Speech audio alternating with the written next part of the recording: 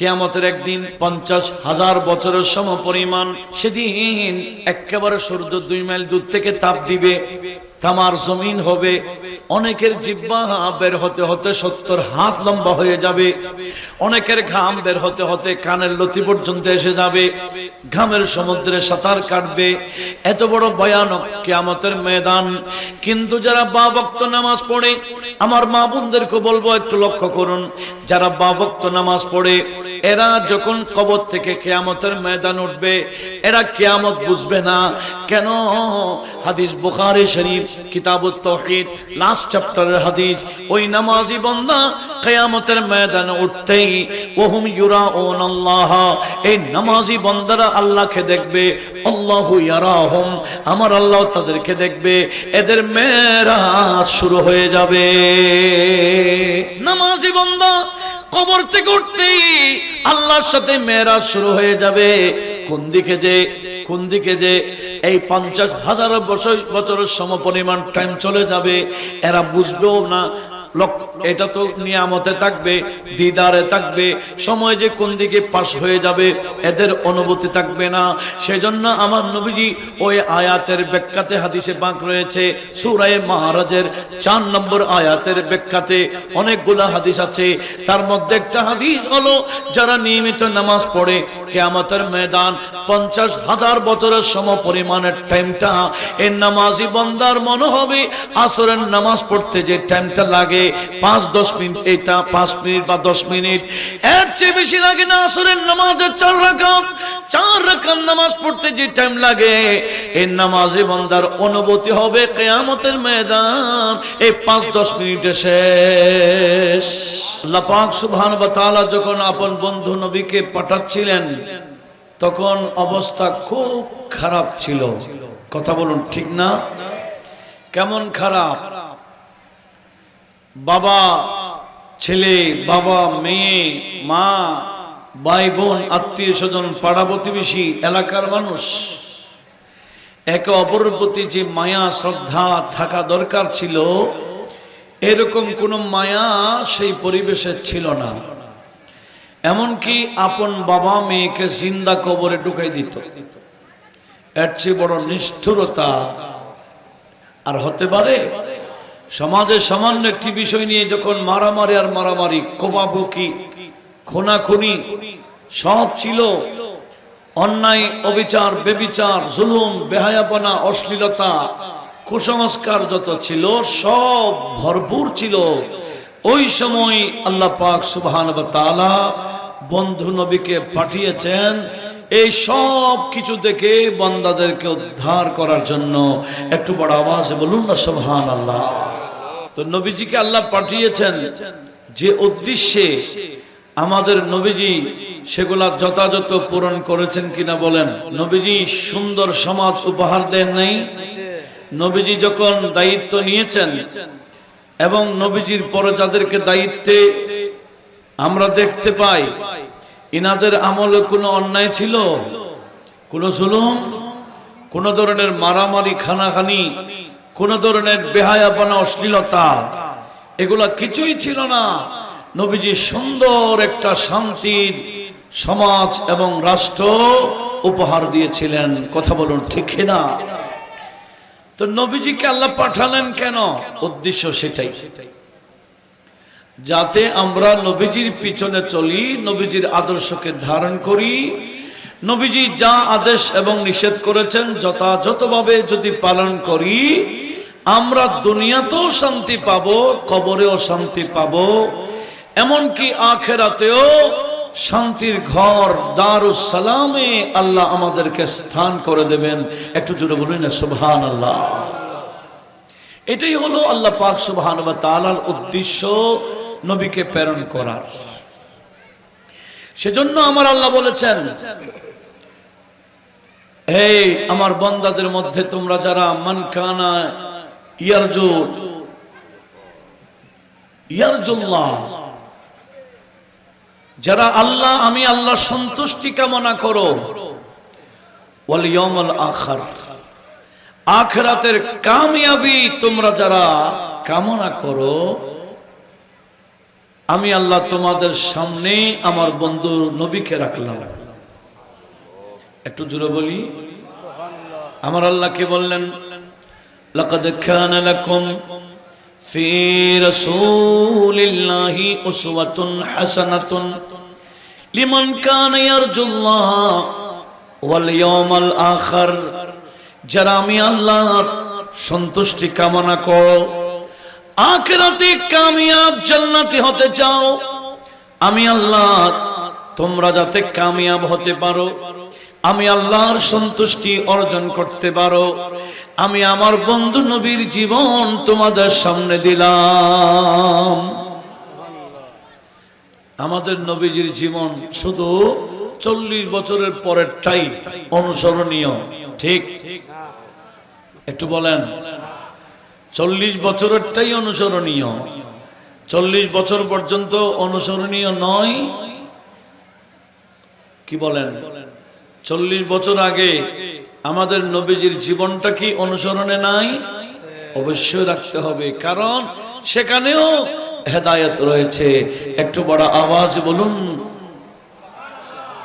কিন্তু দুঃখের বিষয়, ছোট ছোট বাচ্চাদেরকে মানুষ মোহাম্মদ নামে প্রবন্ধ লেখে, ছোট ছোট বাচ্চাদেরকে এটাই বলতে চাই, না না 40 বছরের পরেরটাই অনুসরণীয়, 40 বছরের আগে নবীজির জীবনটা অনুসরণ করা যাবে না। কেন? 40 বছর আগে হেদায়েতের রাস্তা কোনটা এটাও নবীজির জানা ছিল না। খুব গভীরভাবে খেয়াল করার জন্য অনুরোধ করছি। তাহলে আমাদের নবীজির শেষ শিশুকাল, শিশুদের জন্য শিক্ষা নাই? আছে বলেন না? নবীজির যৌবনকাল, যুবকদের জন্য শিক্ষা নাই? অবশ্যই আছে। আমার আল্লাহ নবীকে এমন ভাবে দুনিয়ার মধ্যে জীবন যাপন করাইয়েছেন, একেবারে কর্মচারী থেকে শুরু করে রাষ্ট্রপ্রধান পর্যন্ত প্রতিটা স্তরে নবীজি শিক্ষা রাখার জন্য আমাদের নবীকে এতিমও বানালেন, কর্মচারীও বানালেন, আবার মেষদ ছড়াইলেন, শিক্ষকও বানালেন। বানাতে বানাতে প্রতি স্তরে নবীজিকে বাবা বানালেন, নবীজিকে স্বামী বানালেন। এইভাবে প্রত্যেকটা জাতি, প্রতিটা স্তরের মানুষ যাতে নবীজির জীবন থেকে শিক্ষাটা নিতে পারে। কথা বলুন ঠিক কিনা? এখন আমাকে যে বলা হয়েছে বর্তমানে মুসলিম উম্মতের সাথে নামাজের সম্পর্ক কেমন, নবীজিকে পাঠিয়েছেন কি নবীজির অনুসরণ করার জন্য, না ইবলিশের অনুসরণ? একটু কথা বলেন। নবীকে পাঠাবার আগে বান্দারা অনুসরণ করত ইবলিশের। ইবলিশের অনুসরণ করে করে জাহান্নামের পাড়ে পৌঁছে গেছিল। আর ওই সময় রব্বুল আলামিন ইবলিশি কালচার থেকে বান্দাকে বাঁচাবার জন্য বন্ধু নবীকে প্রেরণ করেছেন, যাতে বন্ধুর পিছে পিছে চললে বান্দারা জান্নাতে পৌঁছে যেতে পারে। জোরে বলুন সুবহানাল্লাহ। ইবলিশের পিছনে চললে কোথায় যাবে? একটু কথা বলেন। ইবলিশের পিছনে চললে কোথায় যাবে? আল্লাহ কোরআনে পাক ইবলিশকে বলেন, লাআমলাআন্না জাহান্নামা মিনকা ওয়া মান তাবিআক। এই ইবলিশ, তুই এবং তোর অনুসারী দিয়ে আমি জাহান্নামকে ভরপুর করে দেব। আর ওদিকে বন্ধু নবীর অনুসরণ করলে জান্নাতে ঢুকাই দেবা বলেন অনেকগুলো আয়াত নাযিল করে দিলেন। একটু জোরে বলুন। আমরা যারা জান্নাতে যেতে চাই, আমরা যারা আখিরাতের কামিয়াবি আশা করি, আমরা যারা আল্লাহকে রাজি করতে চাই, বিকল্প কোনো রুট নাই, রাস্তা নাই। একটাই রাস্তা আছে, নবীজির পিছনে চলন ছাড়া, নবীজিকে অনুসরণ করা ছাড়া, নবীজির শরীয়ত এবং সুন্নতকে ধারণ করা ছাড়া আল্লাহর সন্তুষ্টিও পাওয়া যাবে না, জান্নাতও যাওয়ারও সুযোগ নাই। কথা বলুন ঠিক কিনা? আমরা অনেকে মিলাদুন নবী করি, কিন্তু নবীজির শরীয়ত সুন্নাতের কাছে ওরা থাকি না। এটা কি মিলাদুন নবী পালন হয়? মিলাদুন নবী শুধু মৌখিক না, এটা প্র্যাকটিক্যাল পালন করতে হবে। মিলাদুন নবীর উদ্দেশ্য কি? মিলাদুন নবীর উদ্দেশ্য হচ্ছে আমরা যাতে নবীজির পিছনে থাকি। আল্লাহ বলে এতদিন ইবলিশের পিছনে ছিল, আমি আপনি নবীকে পাঠিয়েছি যাতে আপনার পিছনে এরা থাকে। সেই জন্যই তো নবীজির আগমনে ইবলিশের মাথা খারাপ। কথা বলুন ঠিক কিনা? ইবলিশ কথাটা তার সৈন্যদেরকে বলে দিয়েছে। আজ থেকে আরো 1100 বছর আগের কিতাব রওদাতুল আনুফ, আল্লামা আবুল কাসেম সুহাইলি এই কিতাবের মধ্যে হাদিসটা নোট করেছেন। ইবলিশ যখন আমাদের নবীর মিলাদে চিৎকার করে করে কান্দে, ফাজামা জুনুদহু, ইবলিশের সৈন্যগুলা একত্রিত হলো আর বলল, আয় আমাদের সরদার, আপনি এভাবে চিৎকার করে করে কাঁদছেন কেন? ইবলিশ বলল, না কাঁদে কি করি? ওয়ালাদা আল্লাইলাতা ওয়ালাদুন, গত রাতে মা আমেনার ঘরে এমন এক নবীর মিলাদ হয়ে গেল, সাইয়ুফসিদু আমরানা, আমি এবং তোমাদের উদ্দেশ্য বনি আদমকে জাহান্নাম পর্যন্ত পৌঁছাই দেওয়া। এই নবী কেন আসলো? ওই নবীর অনুসরণ করলে বান্দা তো জাহান্নামে যাবে না, জান্নাতে পৌঁছে যাবে। আমার উদ্দেশ্য বরবাদ হয়ে যাবে, যার কারণে আমি এইভাবে চিৎকার করে কাঁদছিলাম। উচ্চ আওয়াজে বলুন নাউজুবিল্লাহ। ইবলিশ চাই আমরা তার অনুসারী হই। এখন আমি আপনাদের থেকে জানতে চাই, এটা 5 খাইন না বৈলতলি ইউনিট, আপনারা সবাই আমাকে উত্তরটা দিবেন। এই এলাকায় যত মুসলমান আছে, আমরা যদি ঘরে ঘরে জরিপ চালাই, নারী পুরুষ, নবীজির পিছনে কয়জন আছে, ইবলিশের পিছনে কয়জন আছে, এই জরিপের মধ্যে কার পিছনে মানুষ বেশি দেখা যায়? একটু বলেন বলেন। তো মিলাদুন নবী মাহফিল করলে হবে না, এই মাহফিলের মাধ্যমে আমাদের পরিবর্তন আসতে হবে। আমরা ইবলিশের পিছনে বেশি না নবীর পিছনে বেশি? এখন না বোঝা গেল, ফজরের সময় তো বোঝা যাবে। ফজর হইতে আর কয় ঘন্টা? হ্যাঁ, এখন বোঝা না গেল কখন বোঝা যাবে? ফজরের নামাজের সময় বোঝা যাবে নবীজির পিছনে কয়জন আছে, ইবলিশের পিছনে কয়জন আছে। ইবলিশ চাই আমরা ওয়াক্ত মোতাবেক নামাজ না পড়ি, ঠিক কিনা? ফজরের নামাজে না ওঠার জন্য ইবলিশ অনেক চেষ্টাও করে। বুখারী শরীফের হাদিস, মিশকাতও আছে। আমাদের নবী বললেন, উম্মত তোমরা নারী পুরুষ, তোমরা যাতে সূর্য ওঠার আগে উঠতে না পারো, টাইম মোতাবেক না ওঠার জন্য ইবলিশ তোমাদের মাথার মধ্যে 3টা গিরা লাগাই দেয়। উচ্চ আওয়াজে বলুন নাউজুবিল্লাহ। আমরা যাতে ফজরে না উঠতে পারি, গিরা মারে কে? শয়তান যে গিরা মারে আমরা কি দেখি? শয়তানকেও দেখি না, গিরা কি দেখবো? কিন্তু নবীজি যখন বলেছেন, না দেখলেও বিশ্বাস করার নাম, সবাই বলেন। এখনো অনেককে অমনোযোগ দেখা যাচ্ছে। এমন ভাবে আমরা শুনবো যাতে অপরকে শোনাইতে পারি। রাজি আছি? ওয়াজ মানে শুধু আমি চিল্লায় চলে গেলাম এতটুকু না, কি বলা হচ্ছে এগুলা ধারণ করতে হবে। ঠিক বিষয়গুলা পয়েন্ট এর আলোকে আরেকজনকে আমি বুঝাইতে হবে, তখন হবে ওয়াজের সার্থকতা। কথা বলুন ঠিক কিনা? আসলে আমি কি বলছিলাম, আমরা যাতে ফজরে উঠতে না পারি, আমাদের মা বোনরাও যাতে ফজরে উঠতে না পারে, গিরা মারে কে? আমাদের মা বোনদের চুলের মধ্যে গিরা মারা কি কঠিন না সহজ? একটু বলেন। মা বোনদের মাথায় গিরা মারা কি সহজ না কঠিন? না, ইবলিশের জন্য সব সহজ। ইবলিশ বলে আমি গিরা মারতে চুলো লাগে না, ডাব্বা হইলে মারি, ডাবা হইলো মেরে দিতে পারে কে? চুল লম্বা হইতে হয় না।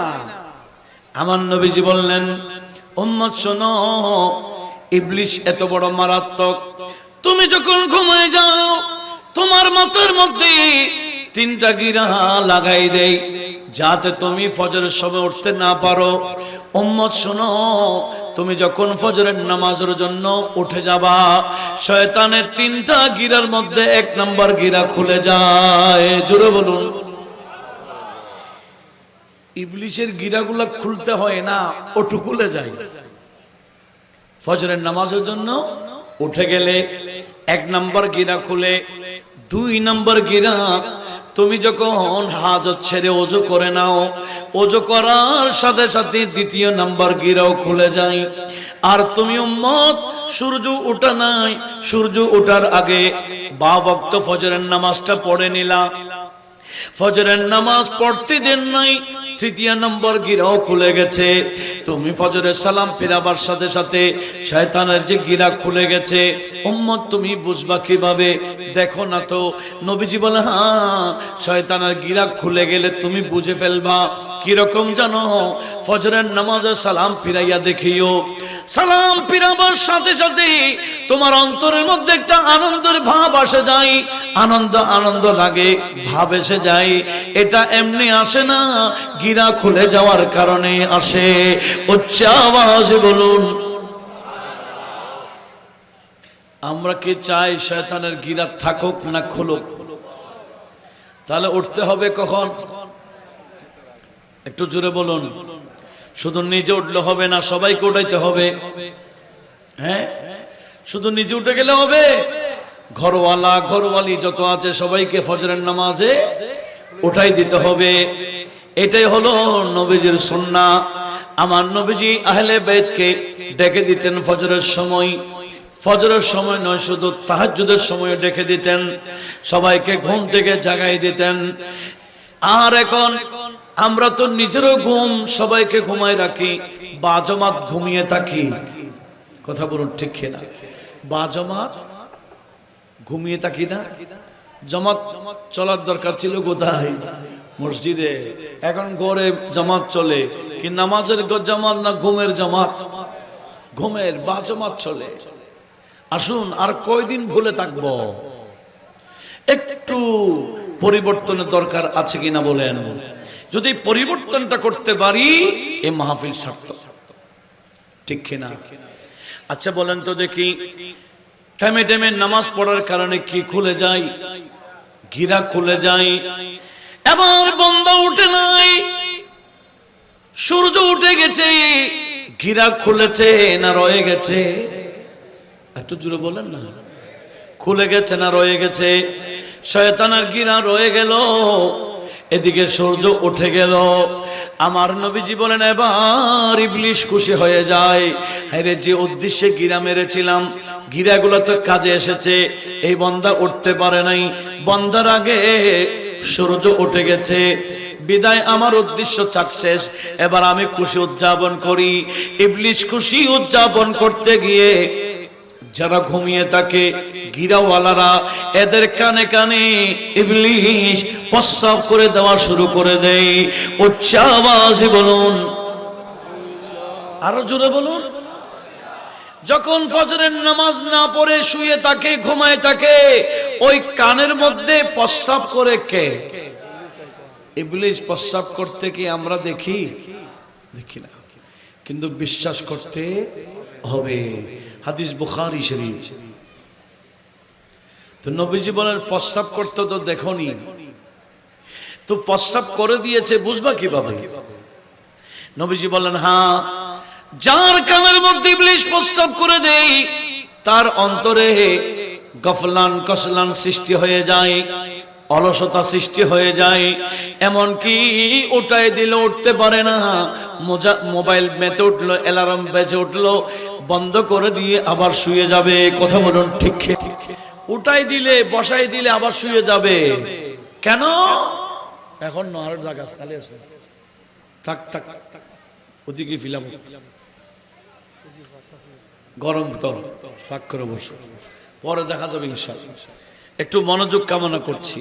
কি আমরা কি ওয়াজ আমল করব না এমনি শুনবো? হ্যাঁ ইনশাআল্লাহ বলবেন না? আর একটু জোরে বলেন। ইনশাআল্লাহ বললে আমল করার ইচ্ছা থাকলে আমার আল্লাহর সুযোগ দিবেন। বলেন ইনশাআল্লাহ। সবাই একসাথে বলেন কি? কোন সময় উঠব?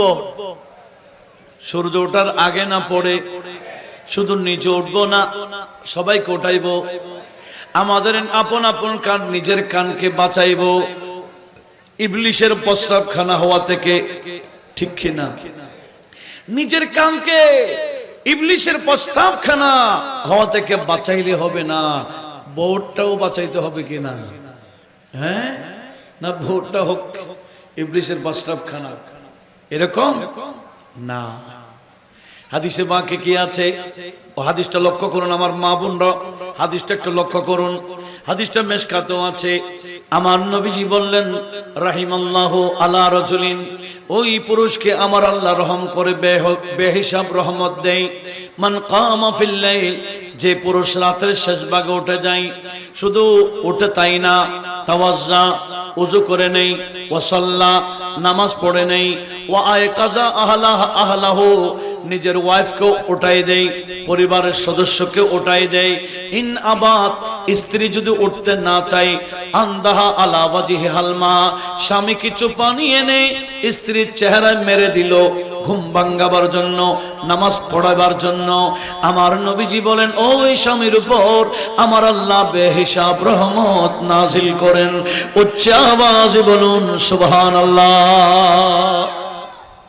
ঠিক বিপরীত, রাহিমাল্লাহু আলা ইমরাতিন, ওই নারীর উপর আমার আল্লাহ বেহিসাব রহমত নাজিল করেন।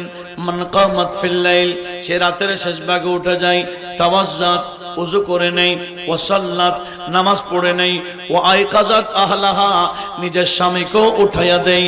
ইন আবা, সে যখন উঠতে চাইবে না, আন্দাহা তালা ওয়াজহিল মা, ওই স্ত্রী কিছু পানি এনে স্বামীর চেহারায় যখন মেরে দেবে ঘুম ভাঙাবার জন্য, এই কাজ করার কারণে আমার আল্লাহ ওই স্ত্রীর উপর বেহিসাব রহমত নাজিল করবেন। উচ্চ আওয়াজে বলুন সুবহানাল্লাহ। এখন যদি কোনো স্বামীকে স্ত্রী পানি মারে ঘুম অবস্থায়, অবস্থা পরিবেশটা কেমন হবে বলুন? বটকি নিয়ে দৌড়াদৌড়ি হবে না? আর যদি আজকের ওয়াজ শুনেন আর স্ত্রী যদি পানিটা মেরে দেন, কি বটকি নিবেন না ডবল লাইক দিবেন? কি লাইক? Double like? হ্যাঁ, সুন্দর করছো, তুমিও রহমতের ভাগে হবা, আমাকেও রহমত এর ব্যবস্থা করে দিয়েছো, তোমার জন্য আমি দোয়া করছি। একটু বড় আওয়াজে বলুন না সুবহানাল্লাহ। আজ থেকে সকালে ফজরের পানি মারামারি শুরু হওয়ার দরকার আসেনি? একটু জোরে বলুন। কি বিছানায় মারবেন? কম্বলে নয়, কোথায়? চোখে, চেহারায়। ঘুম ভাঙাবার জন্য, নামাজটা পড়াবার জন্য চেহারায় যারা পানি মারে, ওই পুরুষের উপর আমার আল্লাহ রহমত নাজিল করে, ওই নারীর উপর আমার আল্লাহ বেহিসাব রহমত নাজিল করে। শুধু ফজরের নামাজ পড়াবার জন্য আমার আল্লাহ রহমত নাজিল করে, আর ওদিকে ইবলিস চায় ফজরে আমরা না উঠি। এখন বলে চাকসেসকে এ মাথায় না। আমি আমার বিষয় আসি, আমি আমার বিষয় নাই। প্রথমে বিষয় দিয়েছে বর্তমান মুসলিম উম্মার সাথে নামাজের সম্পর্ক কেমন, দরকার আছে কি না? কি ফজরের নামাজে আমরা সবাই উঠবো ইনশাআল্লাহ, সবাইকে উঠাবো তো। ফজরের নামাজ পড়লে হবে না, ফজরের নামাজের পরে আবার কোরআনে পাকের তেলাওয়াতের চালু করার দরকার আছে কিনা বলেন? কোরআনের তেলাওয়াত এখন আছে। এক সময় ফজরের নামাজের পরে গুনগুন গোটা ঘরে ঘরে পাড়ায় পাড়ায় কোরআনের তেলাওয়াত ছিল। এখন কোরআনের তেলাওয়াত আছে? এ কথা বলে না।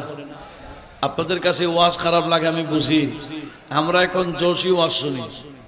মুর্শের ওয়াজ ভালো লাগে না, বলে কি কি ওয়াজ করছে এগুলা, গরম করে ফেলবে, নারায় লাগাবে, এইটাই না ওয়াজ। 2 ঘন্টা ওয়াজ করলে 1.5 ঘন্টা নাচ পড়তে হবে, এইটাই না ওয়াজ। এই ওয়াজের ফিল্ডটাকে আমরা বরবাদ করে দিয়েছি, রুচি নষ্ট করে ফেলেছি। এই ভাইরাল তালাশ করে কোরআন সুন্নাহর আগামাতা নাই, কোন একটা শিক্ষার কোন ওয়াজ নাই। আমরা এই ওয়াজের ফিল্ডটাকে নষ্ট করতে যাচ্ছি। আরো কি নষ্ট করব? না, অনেক দিন আমরা ছেড়ে দিয়েছি, এখন আর না। যাদের সাথে কোরআন সুন্নাহর সম্পর্ক নাই, লেখাপড়া জানে কিনা, যারা এলাকার যোগ্য আলেম আছে ওনাদের থেকে পরামর্শ নিতে হবে। হুজুর আমি অমুককে দাওয়াত দিতে চাইলাম, আমরা দাওয়াত দিতে চাচ্ছি, উনি কেমন আলেম একটু বলুন। আমরা ছোটকালে দেখেছি যখন মোবাইল ছিল না, এলাকার মুরব্বীরা ওয়াজের জন্য দাওয়াত দিতে মাদ্রাসায় দেখতেন, খবর নিতেন এই মাদ্রাসার কোন হুজুর ভালো ওয়াজ করেন। এখন মুরব্বী ওয়াজের জন্য দাওয়াত দেয় না, দাওয়াত দেয় ইয়ং ভাইয়েরা 3 মিনিটের ভাইরাল বক্তা দেখে। কথা বলুন ঠিক না? কয় মিনিট? 3 মিনিটে মাঠ গরম করে ফেলছে, বটে এটা লাগবে, এই বক্তা লাগবে, জোশী বক্তা। এগুলা করে করে আমরা সুন্নিয়তের মাঠকে দুর্বল করে ফেলেছি। এক সময় হাশমি সাহেব হুজুর আসবে বললে, নবী সাহেব হুজুর আসবে বললেন, বড় হুজুর কেবলা থাকবে বললে, এখানে কোনো বাতিল আশেপাশে ছিল, সাহস করে নাই। এখন তো বাতিল স্টেজে উঠে যাচ্ছে। কেন? এরা জানে ইনি শুধু বক্তা, আলেম না। এইভাবে আমরা সুন্নিয়তকে নাজুক পরিস্থিতিতে নিয়ে যাচ্ছি। আসুন আমরা আর কয়দিন এভাবে যাব? ওয়াজের মাধ্যমে হেদায়েতের দরকার আছে কিনা বলুন। ফজরের নামাজে ঘুমাই থাকলে হবে? আমার আল্লাহর উদ্দেশ্য কি? আল্লাহর উদ্দেশ্য হলো বন্ধু নবীকে পাঠিয়ে ইবলিশি কাজ থেকে বান্দাকে বাঁচাবার জন্য। কথা বলুন ঠিক কিনা? ইবলিশ চাই আমরা ঘুমাই থাকি, ফজরের সময় না উঠি, এটাই ইবলিশ চাই। এমন কি ব্যবস্থা করে গিরা মারে দেয়, প্রস্তাব করে দেয়, কত কিছু করে। আমরা ফজরের নামাজ বা ওয়াক্ত না পড়লে ইবলিশ খুশি হয়ে যায়। হ্যাঁ, একদিন হযরতে আমির মুয়াবিয়াকে ইবলিশ সূর্য ওঠার আগে আগে ফজরের নামাজের জন্য ডাকা শুরু করছে। ফজরের নামাজ পড়াবার জন্য ডাকতেছে, হুজুর উঠেন, সূর্য উঠে যাবে, আপনি ফজরের নামাজ পড়েন নাই। আচ্ছা বলেন তো কে ডাকতেছে? আপনাদের মনোযোগ নাই মনে হয়। দেখি মুহাব্বতে দুরূদ শরীফ পড়েন। আল্লাহুম্মা সাল্লি আলা নবিয়িনা শফি'না। এতগুলা মানুষ প্যান্ডেলে, আওয়াজ কি এরকম হচ্ছে? মুহাব্বতের আওয়াজ এখনো হচ্ছে না। মুহাব্বতের আওয়াজ, হ্যাঁ আচ্ছা, মুহাব্বতের আওয়াজ কি হচ্ছে? একটু মুহাব্বতের আওয়াজ করুন। আল্লাহুম্মা সাল্লি আলা মুহাম্মদ নবিয়িনা শফি'না। क्या करो तारीफ सरदारे जहां की शान की, हजरत जिब्रील आमी है जब के दरबाने रसूल। अल्लाहुम्मा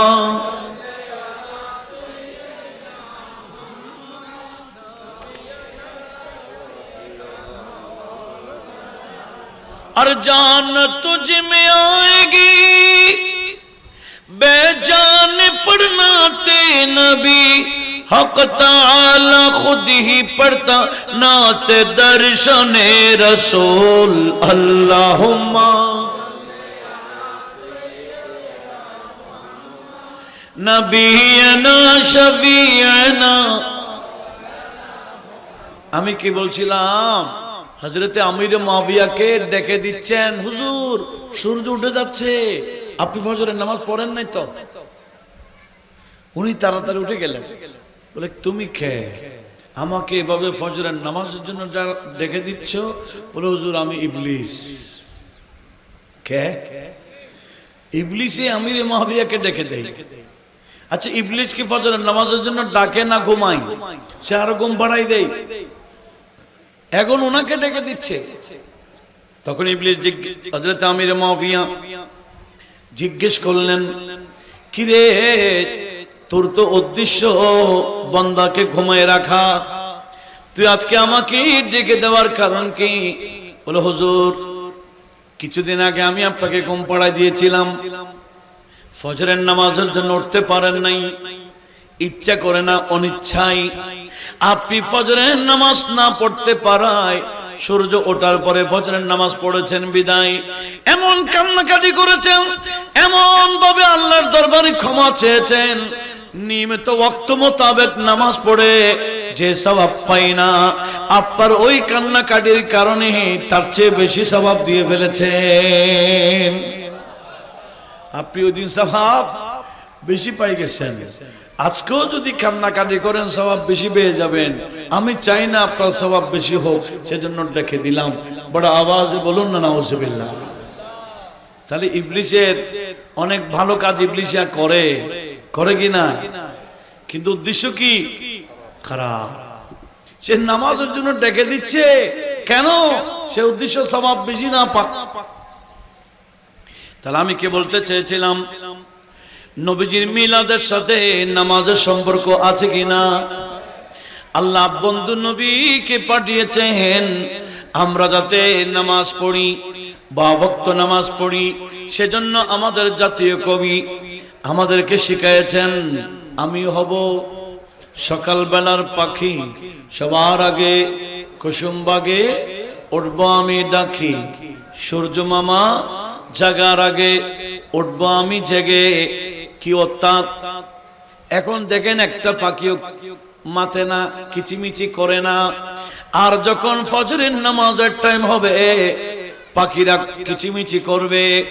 তখন কাজী নজরুল ইসলাম বলে, আমি হব সকালবেলার পাখি। মানে কি? সকালবেলার পাখি যখন উঠে কিচিমিচি করে, আর আমি তো কিচিমিচি করব না, আমি ফজরে ওই সময় উঠে ওযু কালাম বানিয়ে আল্লাহর দরবারে সিজদায় পড়ে যাব। জোরে বলুন সুবহানাল্লাহ। আমি কোরআনে পাক তেলাওয়াত করব ফজরের নামাজের পর। কেন? ফজরের নামাজের তেলাওয়াতের কথা আমার আল্লাহ কোরআনে পাকে বলেছেন, ইন্না কুরআনাল ফজরি কানা মাশহুদা। কোরআনে পাকের তেলাওয়াত ফজরের সময় যখন বান্দারা করে, এটা রাতের ফেরেশতা দিনের ফেরেশতা ওই সময় দুনো গ্রুপের ফেরেশতা থাকে, উভয়েরা দেখে বান্দা যখন তেলাওয়াতে কোরআন করে, এরা আল্লাহর পাকের দরবারে গিয়ে বলবে, ও আল্লাহ আমরা যখন ফজরে ছিলাম দেখলাম তোমার বান্দা ফজরের নামাজের পরে কোরআন তেলাওয়াত করে, তখন আমার আল্লাহ ওই বান্দাদের শরীরের মধ্যে যতই কঠিন রোগ হোক না কেন, কোরআন তেলাওয়াতের কারণে তার ভিতরে রোগ থাকলেও শেফা করে দেন। উচ্চ আওয়াজে বলুন সুবহানাল্লাহ। এখন কোরআন তেলাওয়াতও নাই, শেফাও নাই, যার কারণে মুড়ে মুড়ে ফার্মেসি আছে কিনা, জায়গায় জায়গায় ফার্মেসি ব্যবসা চলে কিনা, ক্লিনিক হাসপাতাল কম না বেশি? কেন হচ্ছে? এগুলা তো আগে ছিল না। আল্লাহ বলে তৎকালীন বান্দাদের এগুলার দরকার ছিল না, এত বেশি রোগী ছিল না। কেন? ভিতরে রোগ সৃষ্টি করলেও আমি আল্লাহ যে কোরআন দিলাম, এরা কোরআন যখন পড়ে, ওয়ানুনাজ্জিলু মিনাল কোরআনি মা হুয়া শিফা, আল্লাহ বলেন আমি কোরআনকে নাজিল করেছি ঔষধ হিসেবে। এরা যখন কোরআন তেলাওয়াত করে, আমি আল্লাহর তেলাওয়াতের মাধ্যমে এদেরকে সুস্থ করে দিই। আমরা চাইলে আল্লাহর দেওয়া ওষুধকে ধারণ করতে পারি কি পারি না? আল্লাহর ওষুধ ছেড়ে দিলাম, আল্লাহর রহমত ছেড়ে দিলাম, এবার ডাক্তারের কাছে কাছে যায়, প্রথম ধাক্কায় ৫-১০ হাজারের কি ঢুকাই দেয়, পরীক্ষা ঢুকাই দেয়। কথা বলুন ঠিক কিনা? এগুলো কিছুই দরকার ছিল না। আমরা যদি পরিবেশটা আবার নিয়ে আসি, সেই কারণে আফসোস করে ডক্টর ইকবাল বলেছেন, ও জমানে মে মুআজ্জাজ थे मुसलमान होकर, वो जमाने में मुआज़्ज़ज़ थे मुसलमान होकर, आज हम ख़ार हुए तारिक कुरान होकर, आज हम ख़ार हुए तारिक कुरान होकर। सलातुनिया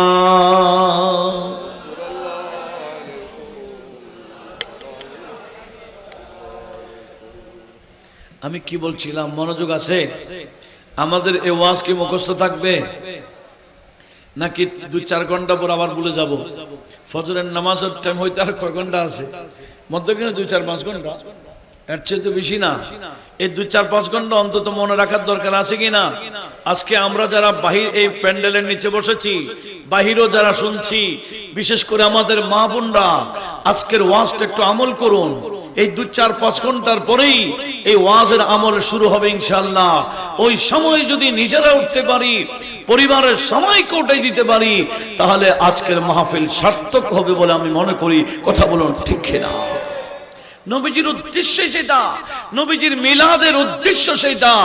আমরা যাতে ইবলিশি কাজ না করি, ইবলিশের পিছনে না চলি। ইবলিশ যেটা চাই আমাদেরকে সেটার বিপরীত চলতে হবে। কথা বলুন ঠিক কিনা? ইবলিশ চাই আমরা কি করে থাকি? ঘুমাই থাকি। আর আল্লাহ এবং রাসূল চাই আমরা উঠে যাই।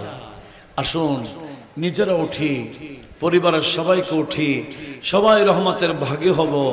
সবাই অল্প হলো, আমি বলবো না প্রতিদিন এক পারা পড়েন, আমি বলবো ডেলি 1 পৃষ্ঠা পড়েন।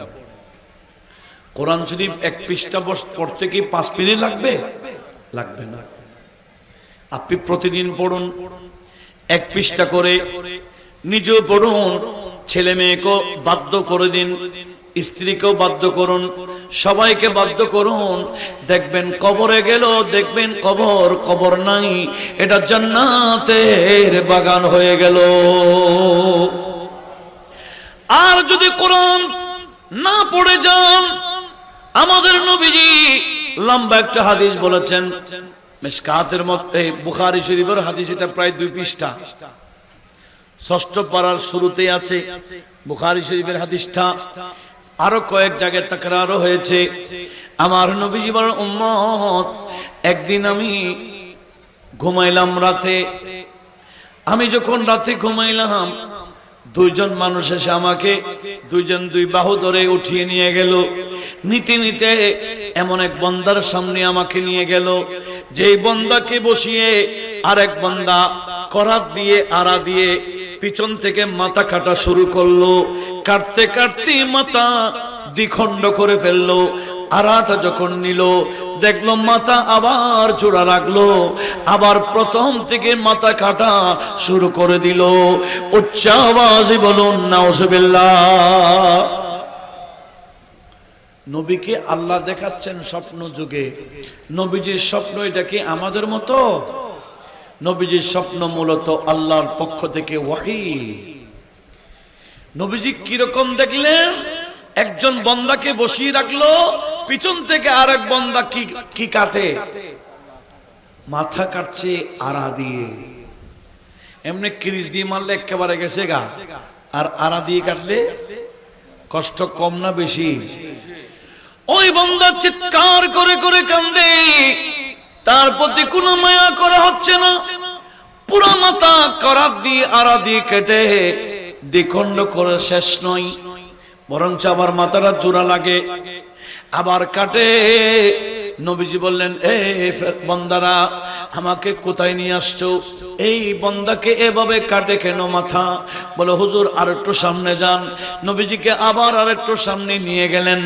নবীজি বলেন, আমি এবার দেখলাম একজন বান্দা শুয়ে আছে, আর এক বান্দা একটা বিশাল এক পাথর এনে তার মাথায় মারলো। মুহূর্তের মধ্যে মাথা চুরমার হয়ে গেল, মগজ টগজ বের হয়ে গেল, পাথরটা একটু দূরে গেল, পাথরটা আনতে গেল, মাথা আবার ঠিক আবার মারে, মাথা এটা আবার চুরমার হয়, পাথরটা আনতে গেলে আবার মাথা ঠিক হয়। এভাবে আযাব চলে, অনেকগুলা আযাব দেখলেন। আপাতত আজকে দুইটা আযাবের কথা বলি। আমার নবীজি বললেন, এ তুমি কে? বলে, হুজুর আমার নাম জিবরাইল, এনার নাম মিকাইল। আজকে আমরা দুইজনকে রাব্বুল আলামিন পাঠিয়েছেন কবরের ভিতরের আযাব দেখাবার জন্য। উচ্চ আওয়াজে বলুন সুবহানাল্লাহ। ইয়া রাসূলুল্লাহ, আপনি যে আযাব দেখেছেন এগুলা হলো কবরের আযাব। আচ্ছা ভালো কথা, একজন বান্দাকে মাথা কাটা হচ্ছিল, আড়া দিয়ে একবার কাটলে আবার জোড়া লাগে, আবার কাটে। বলে, হুজুর একবার দুইবার না, কিয়ামত যতদিন হবে না মাথা এটা বারবার কাটা হবে, একবার কাটবে আবার জোড়া লাগবে, এটাই হলো তার শাস্তি। আর ওই বান্দা যার মাথা ফুটাই দেওয়া হচ্ছে, এটা একবার দুইবার না, কিয়ামত যতদিন হবে না এই আযাবে তাকে থাকতেই হবে। উচ্চ আওয়াজে বলুন নাউজুবিল্লাহ। আমরা কি চাই কবরে গেলে আমাদেরই আযাব হোক? কে কে চান? হাত তুলেন। চান আযাব এটা হোক? এই আযাব থেকে বাঁচার দরকার আছে কিনা? মাথা কাটছিল কারাত দিয়ে, আড়া দিয়ে, কাকে? জিবরিল, এই বান্দাকে এভাবে মারে কেন? বলে, ইয়া রাসূলুল্লাহ, এরা আপনার উম্মতের নারী পুরুষ যারা কথায় কথায় মিথ্যা বলে। মিথ্যা বলা বড় সহজ, ঠিক কিনা? একটা মিথ্যাকে প্রমাণ দেওয়ার জন্য আরো কতগুলো মিথ্যা বলে। এই পরিবেশ সমাজের মধ্যে পরিবেশটা আছে কিনা বলেন? আচ্ছা, যার মিলাদের অনুষ্ঠানে বসেছি, উনি জীবনে কয়টা মিথ্যা বলেছেন? না একটাও বলেন নাই। আমরা সেই নবীর অনুসারী হতে চাইনি। যদি নবীজির অনুসরণ না করে কবরে যায়, কবরে খবর আসেনি। হ্যাঁ, যতই বড় বিল্ডিং করেন না কেন, এই বিল্ডিং আপনার জন্য সাময়িক। নিঃশ্বাস বন্ধ হয়ে গেলে 24 ঘন্টাও রাখবে না সে বিল্ডিং এ। কথা বলুন ঠিক কিনা? দুনিয়া কে মুসাফির মঞ্জিল তেরি কবর হ্যায়। আমাদের মঞ্জিল কোনটা? অমুক মঞ্জিল, সমুক মঞ্জিল, অমুক মেনশন, অমুক ভিলা। হ্যাঁ, অনেক নাম দেয়, এগুলা স্থায়ী মঞ্জিল নয়। দুনিয়া কে মুসাফির মঞ্জিল তেরি কবর হ্যায়, तय कर रहा है जो तो 2 दिन का ये सफर है। একটু জোরে বলুন।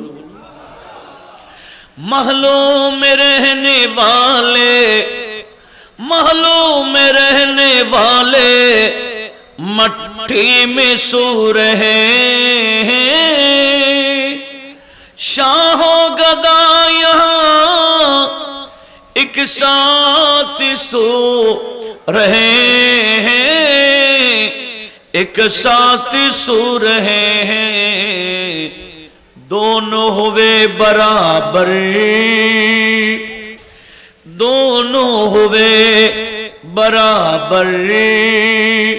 ये मौत का असर है, तय कर रहा है जो तो 2 दिन का ये सफर है।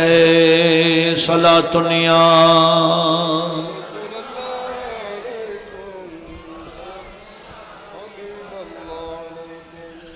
आंखों से तूने अपनी कितने जनाजे देखे। আমাদের এই চোখ দিয়ে কয়টা জানাজা দেখছি হিসাব আছে? একটু কথা বলেন না, আমরা কি গনে গনে রেখেছি? आंखों से तूने अपनी कितने जनाज़े देखे, हाथों से तूने अपनी दफनाई कितने मुर्दे, दफनाई कितने मुर्दे, अंजाम से तूने अपनी, अंजाम से तूने अपनी क्यों इतना बेखबर है, तय कर रहा है जो तो 2 दिन का ये सफर है, दुनिया के मुसाफिर मंजिल तेरी कब्र है, तय कर रहा है जो तो 2 दिन का ये सफर है। सलातुनिया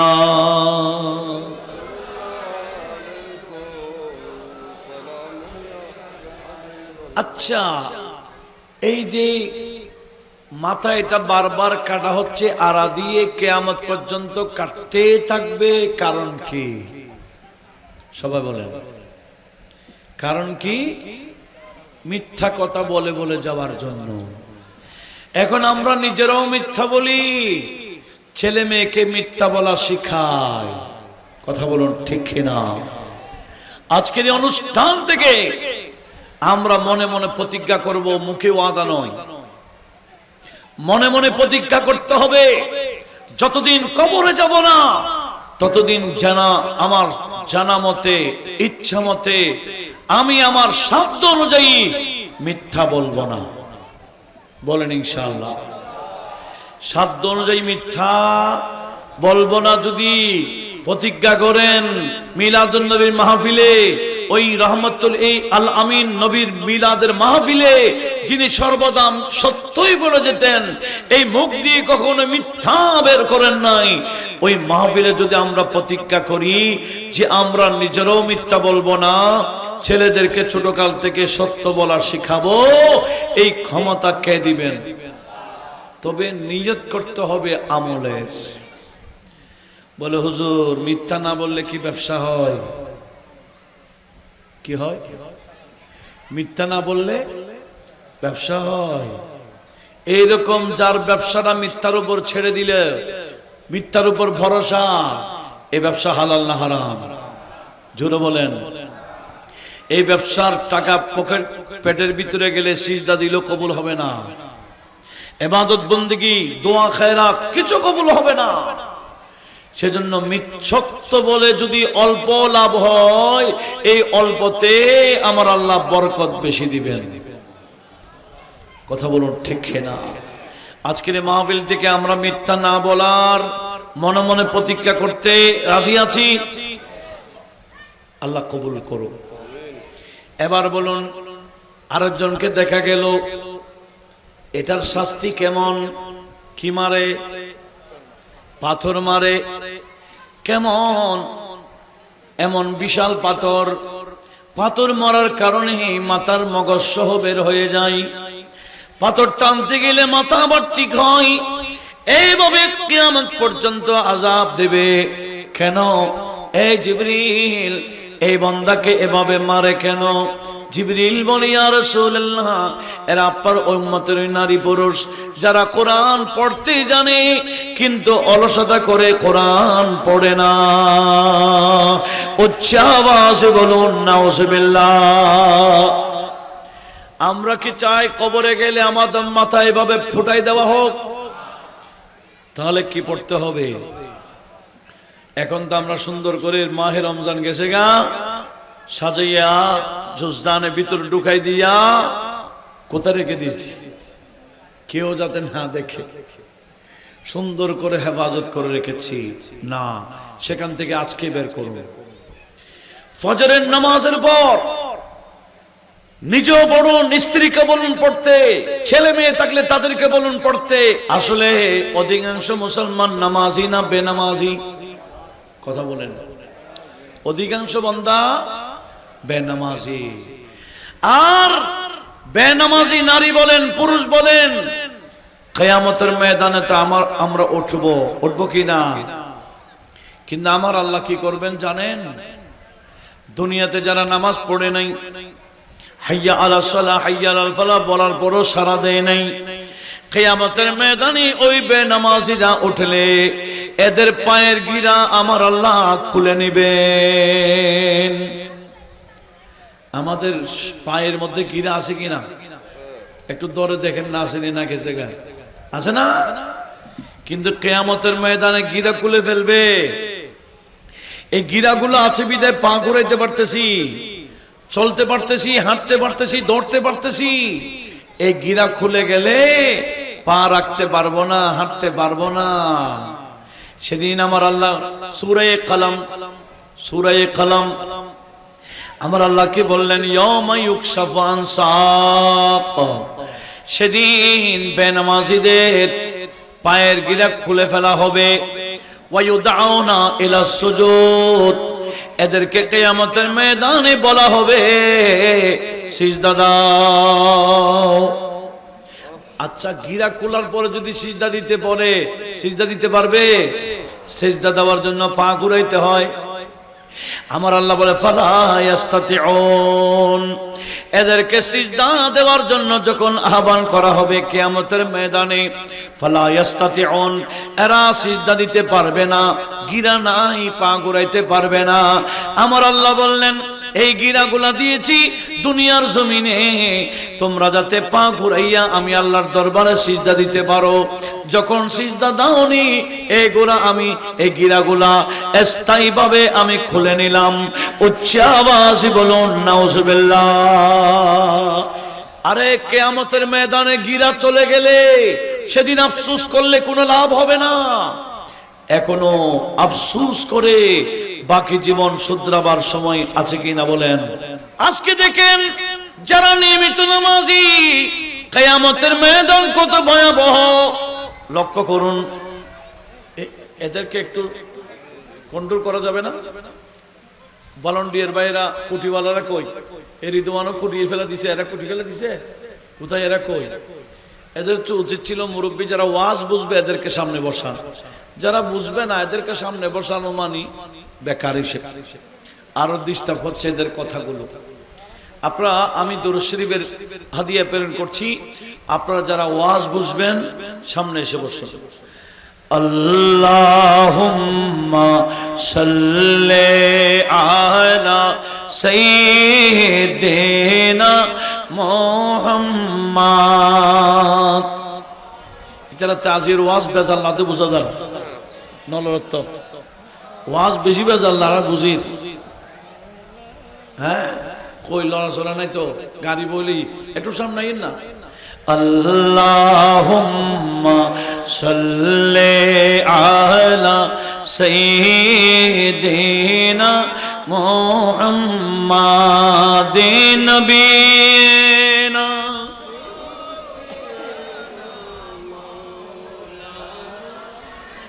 আল্লাহ আর ফেরেশতা সকলে নবী কে জানাই সালাম। মোমেন যারা নবীর কাছে পাঠাও দুরূদ আর সালাম। আল্লাহুম্মা সাল্লি আলা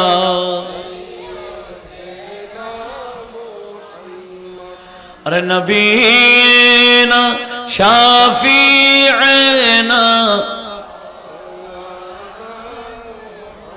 কিয়ামতের ময়দানে উঠবো এই বিশ্বাস আছে সবার? আছে তো? কিয়ামতের ময়দানের একদিন কত বড় দিন আমার আল্লাহ কোরআনে পাকে বলেন ওয়াকানা মিকদারুহু 50 আলফ সানা। কিয়ামতের ময়দান হবে একদিন দুনিয়ার 50,000 বছরের সমান। কত? 50,000 বছর। এখন তো 40 বছরের পার হলে বলে খবর আছে, খানা দানা হুঁশ করে করিয়েন, পা একটা ঢুকে গেছে।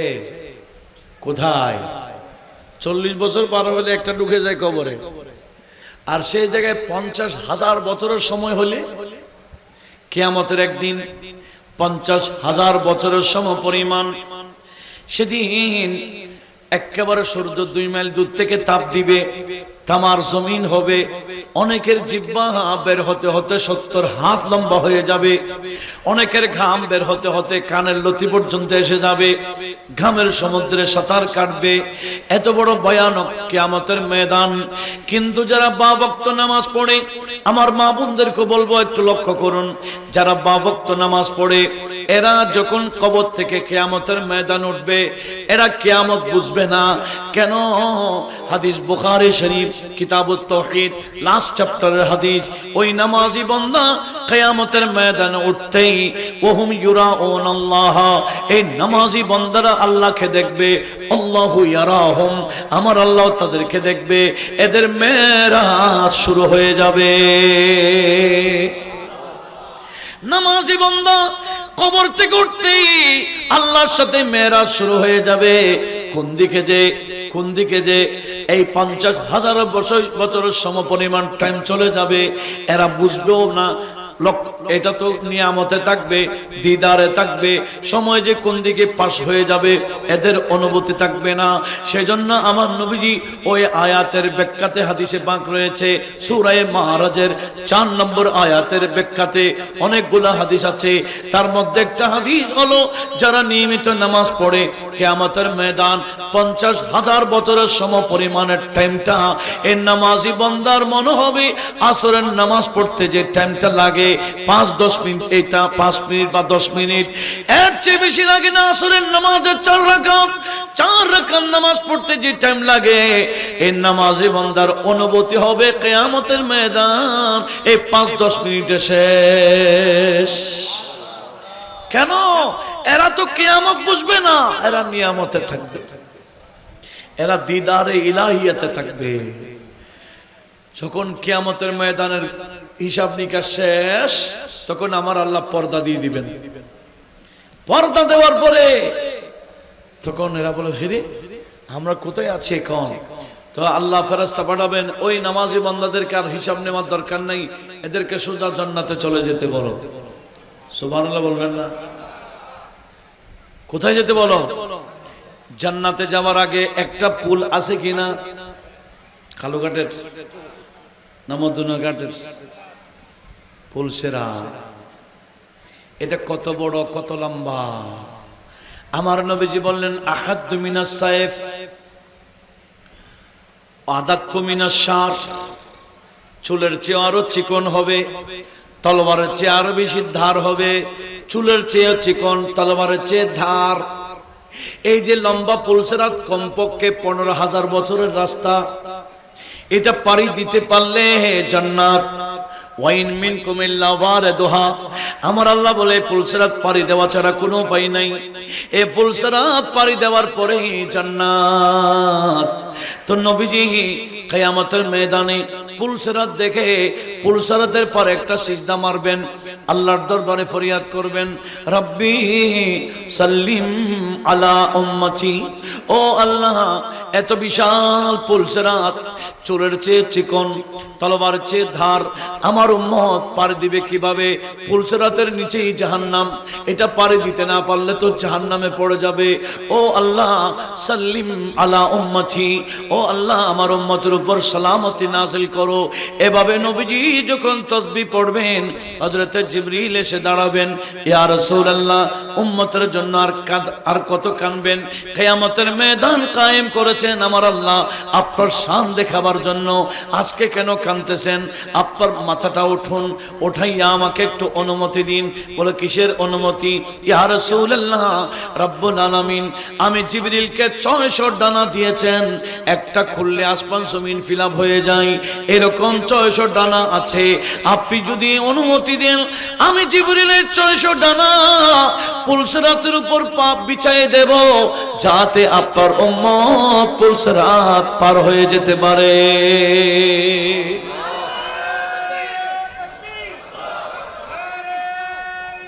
দেখেন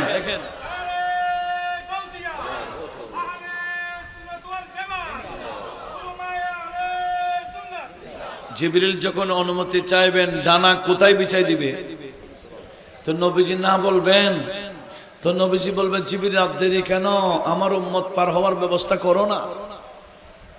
আমার আলা হযরত বলে পুলসরাত তো চুলের চেয়ে চিকন নাই, কি খালুঘাটের ব্রিজ, কি মদনগা, বিশাল ব্রিজ হয়ে গেছে, নেচে নেচে পার হয়ে যেতে পারবা।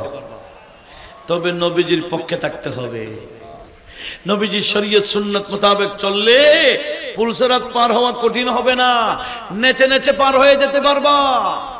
আলা হযরত বলেন রাজা পুল সে আবু वजद करते गुजरिए, रजा पुल से अब वजद करते गुजरिए, कह रब सल्लिम सदाए मुहम्मद, कह रब सल्लिम सदाए मुहम्मद, कह रब सल्लिम सदाए मुहम्मद, कह रब सल्लिम सदाए मुहम्मद, कहे अर्श हक ज़ेर पाए मुहम्मद, कहे अर्श हक ज़ेर पाए मुहम्मद, ज़हे इज़्ज़तो एतलाए मुहम्मद, ज़हे इज़्ज़तो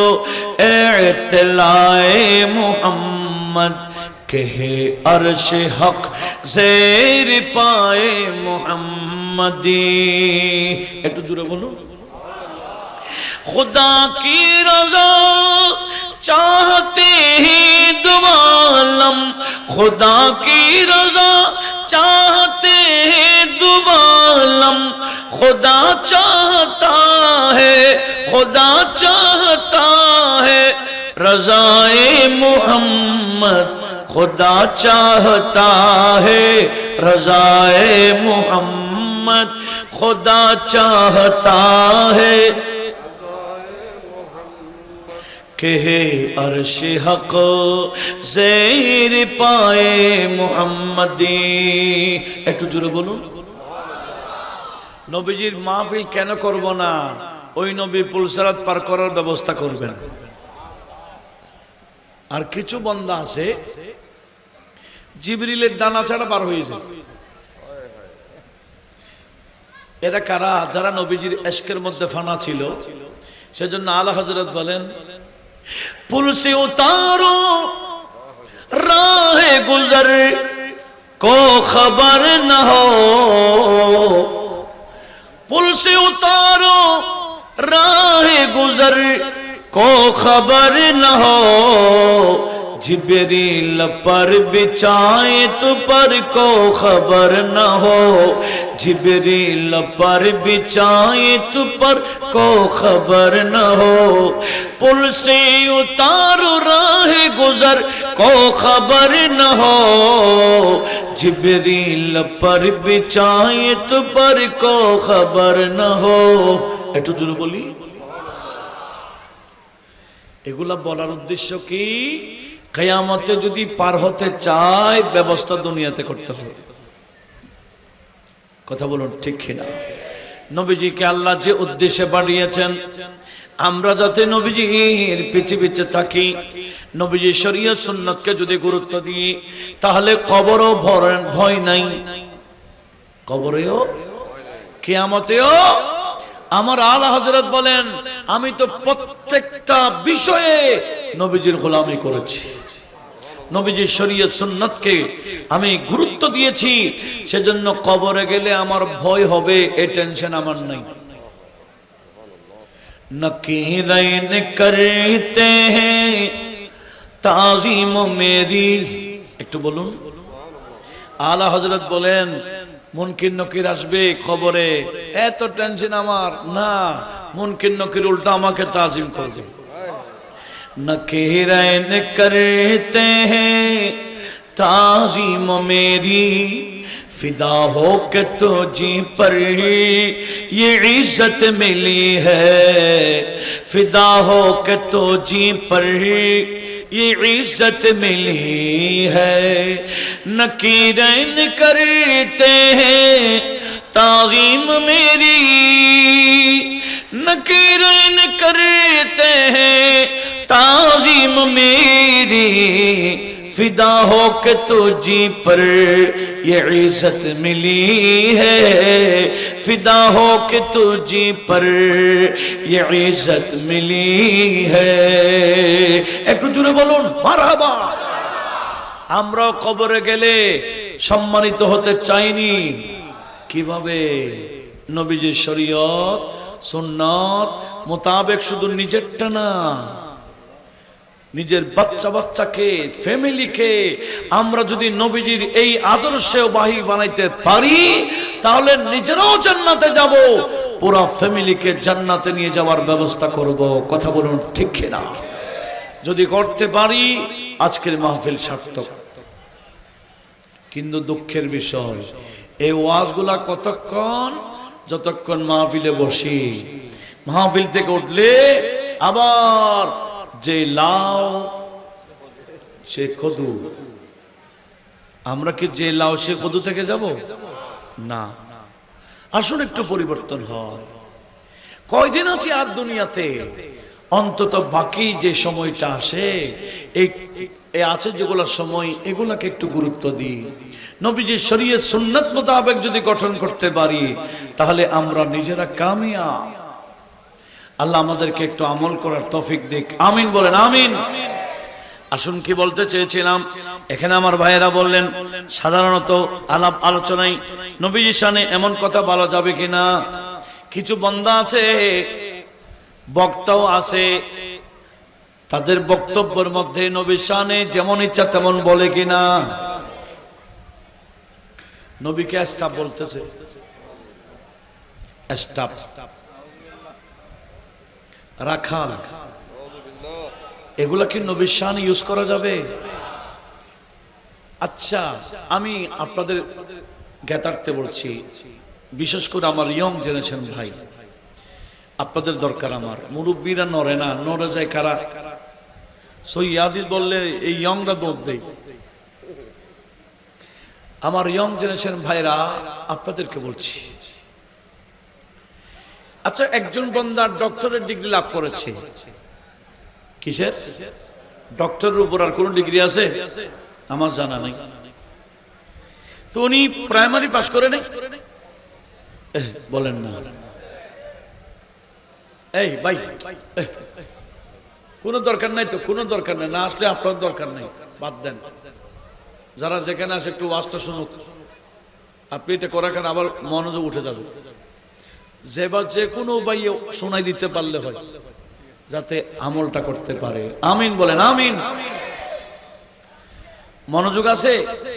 যিনি ডক্টর ডিগ্রি পাস করেছেন উনি তো প্রাইমারি পাস করে নাই। কমিদের মতো, কমিদের নিচেরটা নাই, কোনটা আছে? গাছের উপরেরটা আছে, গোড়া খাটা। গোড়া কে? কাটা। এই সার্টিফিকেট কোনো ভ্যালু আছে? ভ্যালু নাই। শুনেন কি বলছিলাম, উপরেরটা যিনি ডক্টরেট ডিগ্রি লাভ করেছেন উনি প্রাইমারি পাস করেছে কিনা? এখন আপনার এলাকায় ডক্টর সাহেব আসছেন, আপনি বলেন উনি আমাদের প্রাইমারি পাস করেছে, এটা কি ওনার শান? এটা কি ওনাকে সম্মান করলেন না বেইজ্জত করলেন? কি নিচেরটা কেন দেখাইলেন? দেখাইতে হবে কোনটা? একটু জোরে বলেন কোনটা? কিন্তু দুঃখের বিষয়, এই বেয়াদবরা আল্লাহ আমার নবীকে স্টাফও বানালেন কেন? দুনিয়ার স্টাফরা যাতে নবীজির প্র্যাকটিক্যাল সুন্নাহ শিখতে পারে। নবীজিকে রাখালও বানালেন কেন? রাখালরা নবীজির জীবন থেকে শিক্ষা নিতে পারে। নবীকে ব্যবসায়ী বানালেন যাতে ব্যবসায়ীরা শিখতে পারে। এভাবে বানাতে বানাতে নবীকে রাষ্ট্রপ্রধান বানালেন কিনা বলেন? একটু বলেন না। রাষ্ট্রপ্রধান ছিলেন না নবীজি? ওমা তুমি নিচেরটা দেখো উপরেরটা দেখো না কেন? সেজন্য মুফতি আহমদ ইয়ার খান নাইমি বলতেছেন,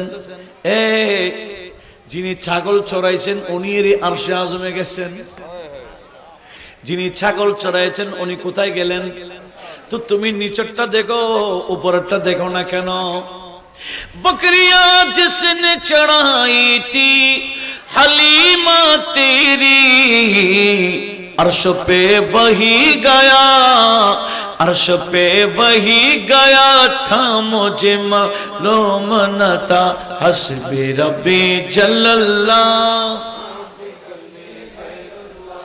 नूरे मुहम्मद सल्लल्लाह।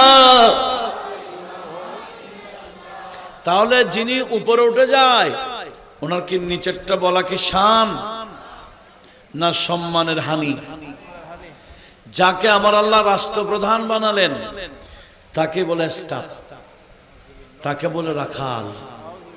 এইরকম শব্দ নবীর শানে ব্যবহার করলে ঈমান থাকবে?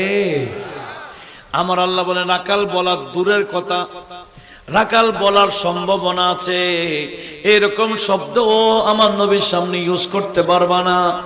আমি আইন জারি করে দিলাম।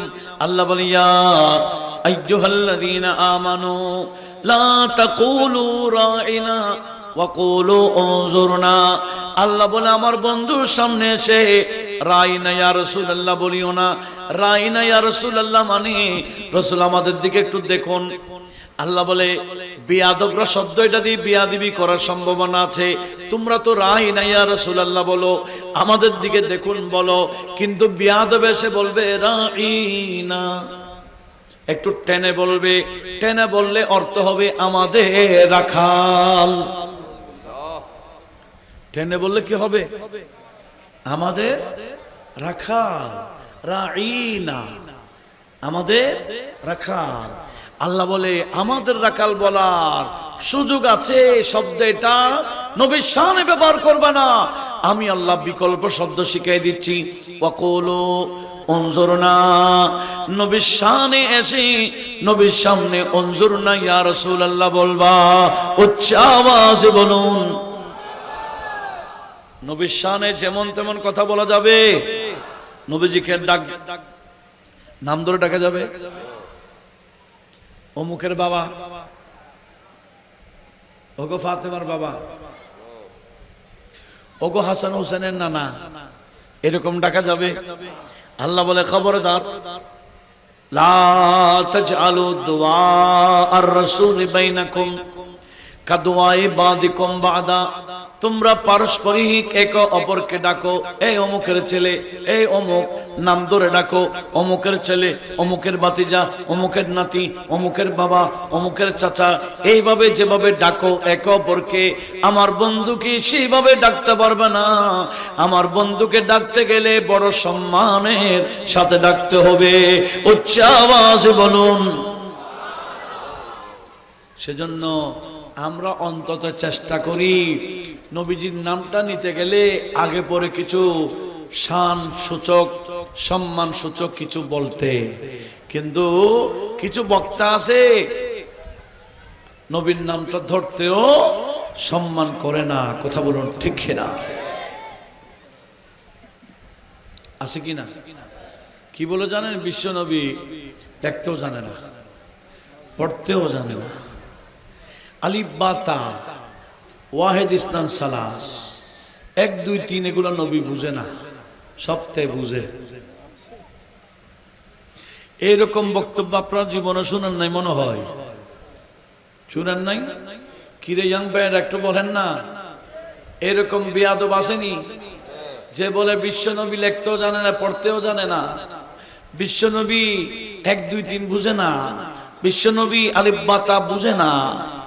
এরকম বিয়াদব বক্তা বাংলাদেশে আসেনি? নবীজিকে আমার আল্লাহ কেন পাঠালেন? সূরা জুমা 2 নম্বর আয়াত একটু লক্ষ্য করুন। কোন সূরা? সূরা জুমা 2 নম্বর আয়াতে আমার আল্লাহ বললেন, হুয়াল্লাযী বাআসা ফিল উম্মিয়িনা রাসূলা। আমি ওই মহান সত্তা যিনি লেখাপড়া জানে না এরকম জাতির কাছে রাসূল প্রেরণ করেছি। মনোযোগ লাগবে, মনোযোগ আসেনি বলেন। নবী লেখাপড়া জানে না যে, না যাদের কাছে নবী পাঠাইছেন তারা জানে না? কে বলতেছেন? আল্লাহ বলেন আমি রাসূল পাঠিয়েছি, লেখাপড়া জানেন এরকম গোত্রের কাছে এবং জাতির কাছে। কেন? ইয়াতুলু আলাইহিম আয়াতিহি ওয়া ইউযাক্কিহিম, নবী এটা এদের সামনে কোরআন তেলাওয়াত করে করে প্রথমে তাদের কলব পরিষ্কার করবেন। কলব পরিষ্কার করার পরে ওয়া ইউআল্লিমুহুমুল কিতাব ওয়াল হিকমা, আমার রাসূল যারা লেখাপড়া জানে না এদেরকে কোরআন সুন্নাহর তালিম দিবেন। আমি আমার বন্ধু নবীকে পাঠিয়েছি তালিম দেওয়ার জন্য, শিক্ষক হিসেবে। উচ্চ আওয়াজে বলুন। আল্লাহ বলছেন আমি আমার বন্ধুকে পাঠিয়েছি শিক্ষা দেওয়ার জন্য, শিক্ষক হিসেবে। আর নবীজিও দাবি করেছেন বইস্তু মুআল্লিমা, আমাকে প্রেরণ করা হয়েছে শিক্ষক হিসেবে। যিনি শিক্ষক উনি লেখাপড়া জানে না, কেমন বেয়াদব! এটা কি ছোটখাটো বেয়াদব না আন্তর্জাতিক? একটু জোরে বলেন, কোন বেয়াদব? আন্তর্জাতিক বেয়াদব। এই বেয়াদবের আলোচনা নিজেও শুনবেন না, পরিবারের কাউকে শোনাতে দিবেন না। এগুলোর আলোচনা শুনলে ইমান যে কোন দিকে যাবে গা আপনার নিজেরও টের পাবেন না। এটা আখিরি জামানা। এই সকালে ইমানদার, বিকালে কাফের, অথবা বিকালে মুমিন, পরের দিন সকালে কাফের। কেন? হেডফোন ইয়ারফোন দিয়ে কানে ওয়াজ শুনতেছে। এই বেয়াদবের যখন বিশ্বাস করে ফেলেছে ইমানের দিকে গেছে। ওয়াজ শোনার আগে ইমানদার ছিল, ওয়াজ শুনে যখন বিশ্বাস করেছে কাফের হয়ে গেছে। সেজন্য আখিরি জামানা যাত্রার ওয়াজ শুনিয়েন না, আগে যাচাই করবেন এই বান্দা আকাইদে আহলে সুন্নাহ ওয়াল জামাতে আছে কিনা। আল্লাহ আমাদের সবাইকে সেদিকে লক্ষ্য রাখার তৌফিক দিক। আমিন বলেন, আমিন। এবার বলেন আমার নবী লেখাপড়া জানে না, কথাটা ঠিক? নবীর টিচার দুনিয়াতে কেউ আছে না? নবী নিজে টিচার। জোরে বলেন না। নবীজি টিচার, আর আমার নবীজি শিক্ষককে। আর একটু জোরে বলুন। লেখাপড়া যা যা দরকার সব শিখাইছেন কে? সূরা আনকাবুত, মাকড়সা। এই মাকড়সার সূরা, আয়াত নাম্বার 48 নোট করে রাখুন, এগুলা দরকার হবে। আমার আল্লাহ কি বলতেছেন? আল্লাহ কোরআনে পাকে বলেন ওয়ামা কুনতা তাতলু মিন ক্বাবলিহি মিন কিতাবিন ওয়ালা তাখুতুহু বিয়ামিনিক ইযান লারতাবাল মুবতিলুন। রব্বুল আলামিন বললেন ইয়া রাসূলুল্লাহ, আপনার কাছে ওহী নাযিল হওয়ার আগে আপনি কোনো কিতাব পড়তেন না, আপনি ডান হাতে লিখতেন না। কেন? আপনি কিতাব পড়তে জানেন না, লিখতে জানেন না, এরকম বিষয় নয়। লেখাপড়া তো আমি আল্লাহ শিখাইছি। আল্লামা বিল কালাম কে বলতেছেন? আল্লামা বিল কালাম। বন্ধু নবীকে আমার আল্লাহ কলম দ্বারা শিক্ষা দিয়েছেন। কিন্তু বন্ধু আপনার কাছে ওহী নাযিল হওয়ার আগে কোন কিতাব আপনি পড়াইয়া দেখাইতে পারবেন না, লেখা আপনি যে জানেন দেখাইতে পারবেন না। আরবের মানুষকে আপনি যদি পড়েন বা লেখেন, এরা জেনে ফেলে, এরা বলবে কোরআন এটা নিশ্চয় উনি বানাইয়া বানাইয়া আল্লাহর কালাম বলে চালাই দিচ্ছে। কোরআনটাকে আমি আল্লাহর কালাম সহজে বিশ্বাস যোগাবার মাধ্যম হলো আপনি যে পড়তে জানেন দেখাইতে পারবেন না, আপনি যে লিখতে জানেন দেখাইতে পারবেন না। আগে কোরআন এটা আমি আল্লাহর কালাম বিশ্বাস করে ফেলুক, এরপরে যা ইচ্ছা তা লিখিয়েন। উচ্চ আওয়াজে বলুন সুবহানাল্লাহ। এ হিকমত কার? 40 বছর নবীজি লেখার নাই, পড়েন নাই, কেন? লেখাপড়া জানেন এরকম না? হিকমত কি? হিকমত কোরআনে আল্লাহর কালাম সহজেই বিশ্বাস যোগাবার জন্য। একটু জোরে বলুন। এরা এই সমস্ত আয়াতগুলো না পড়ার কারণে বলে বিশ্বনবী লিখতেও জানে না, পড়তেও জানে না। কত বড় বেয়াদব! তাহলে এই সমস্ত কথা বললে ঈমান থাকবে? আরে এরকম কথা বললে ঈমান থাকবে না এরকম নয়, শুধু ওই কথাগুলো মেনে নিলেও বেঈমান। ওই কথাগুলো মেনে নিলেও কি বেঈমান। বর্তমান সমাজে আমাদের নবীর শানে এমন এমন কথা বলছে, বলে কিয়ামতের ময়দানে নবীর অবস্থা কি হবে? আরে সুপারিশ করা দূরের কথা, উম্মতের জন্য সুপারিশ করা দূরের কথা, নবীর অবস্থা কি হবে নবী নিজেও জানে না।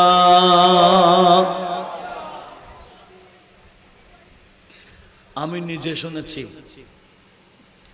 বিশাল এক মুফাসসিরে কোরআন ওয়াজের মধ্যে বলতেছে, শাহজালাল শাহপরান দরকার, শাহজালাল শাহপরান কিয়ামতে সাহায্য করবে দূরের কথা, কিয়ামতের ময়দানে নবীর অবস্থা কি হবে নবী নিজেই জানে না। এটা বলে বিশাল মুফাসসিরে কোরআন। এই মুফাসসিরে কোরআন যখন মারা গেছে তখন অ্যাম্বুলেন্সে চুমো খাই, কবরে গিয়ে মাথা মারে, তখন শিরিক টিরিক থাকে না। এই মুফাসসিরে কোরআন বলছে কিয়ামতে নবীর অবস্থা কি হবে নিজেই জানে না। আপনাদের বিশ্বাস কি কিয়ামতে নবীর অবস্থা কি হবে নবী নিজেই জানে না? এরকম সুপারিশ করবে না নবীজি? এগুলা বলে বলে নবীজির সুপারিশ থেকে মারুফ হয়ে যাচ্ছে। কিন্তু অন্তত আমরা তো নবীজির সুপারিশ কামনা করি। আরে আমাদের নবীজি সুপারিশ না করলে কোন নবী সুপারিশ করার অনুমতি পাবে না। সেই জন্য আলা হযরত বলছেন, শাফাআত করে জু হাশর মে রজা কি, शफाअत करे जो हशर में रजा की, सिवा तेरे किसी को ये कुदरत मिली है, सिवा तेरे किसी को ये कुदरत मिली है, शफाअत करे जो हशर में रजा की, शफाअत करे जो हशर में रजा की, सिवा तेरे किसी को ये कुदरत मिली है, सिवा तेरे किसी को ये कुदरत मिली है। सलातुनिया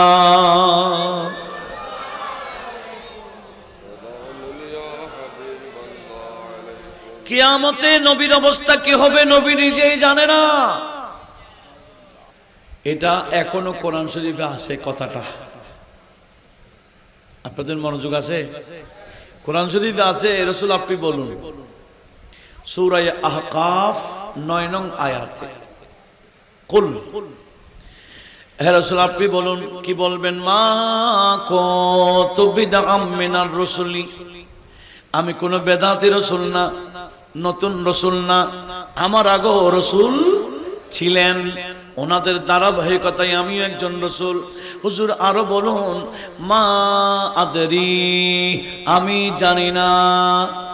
আমি কি জানেন না? মা ইউফআলু বি ওয়ালা বিকুম, কিয়ামতে আমার সাথে কি আচরণ করা হবে, তোমাদের সাথে কি আচরণ করা হবে আমি জানি না। তাহলে কোরআনে স্পষ্টভাবে আছে কিয়ামতে নবীর অবস্থা কি হবে, উম্মতের অবস্থা কি হবে নবী জানে না।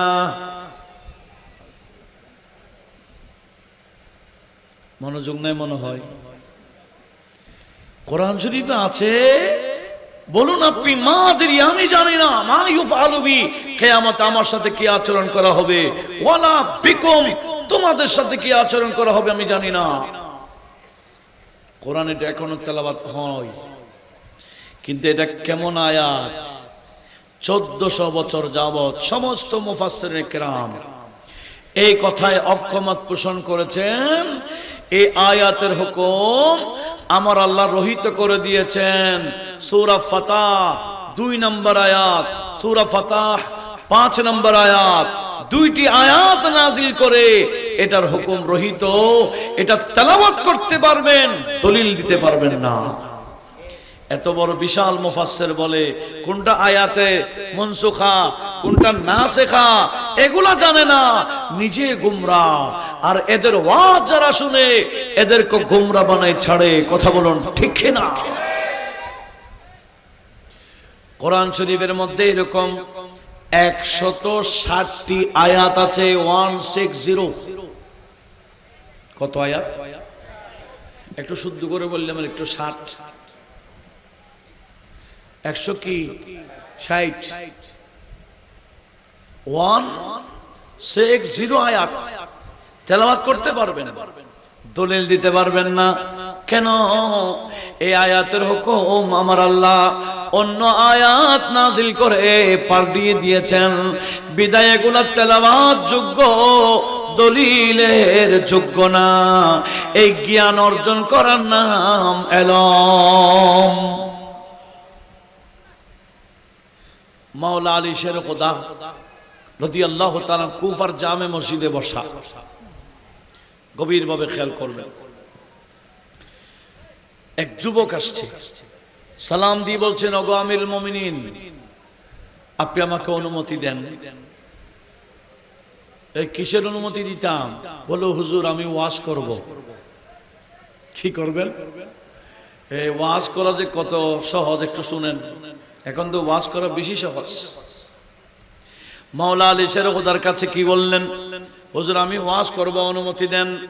তো মাওলা আলী শের খোদা মুস্কি হাসি দিয়ে তার সামনে কিছু কাগজ দিলেন, দাওয়াত কলম দিলেন, বলে তোমাকে আমি ওয়াজ করার অনুমতি দিব। তুমি আগে এই পৃষ্ঠাগুলাতে কোন কোন আয়াতকে আমার আল্লাহ রহিত করে দিয়েছেন, কোনগুলা আয়াত মনসুখা আর কোনগুলা আয়াত নাসিখা, কোন কোন আয়াত দিয়ে রহিত করেছেন, নাসিখা আয়াত মনসুখা আয়াতগুলো লিখে দাও।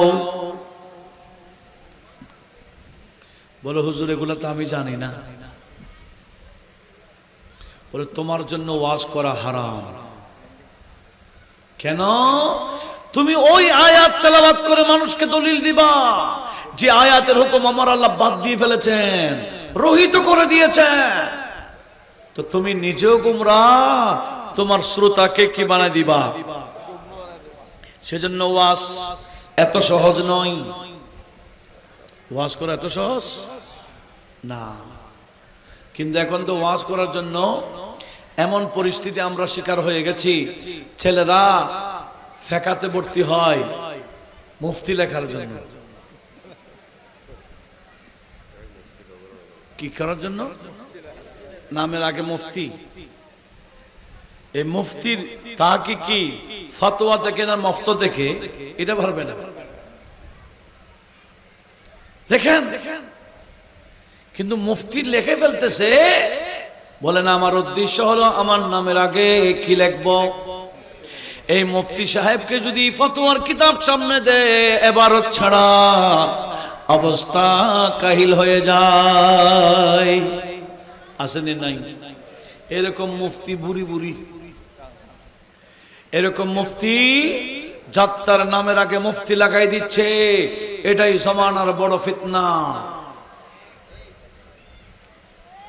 এটাই বলো বড়। আমরা যদি যাচাই করতাম উনি আলেম কিনা, আলেম না হলে দাওয়াত দিব না, এটাই প্রতিজ্ঞা করতে হবে। এমনি নামের আলেমকে আমরা ওয়াজে দাওয়াত দিব না। ওয়াজে দাওয়াত দিলে আমাদের এলাকা ধ্বংস হবে, ফিতনা হবে। বিদায় যোগ্য আলেম ছাড়া আমরা দাওয়াত দিব না, যতই ভাইরাল হোক। এভাবে প্রতিজ্ঞা করলে ওই হুজুররা কিতাবমুখী হবে। আপনাদের কারণে এরা কিতাবমুখী হচ্ছে না।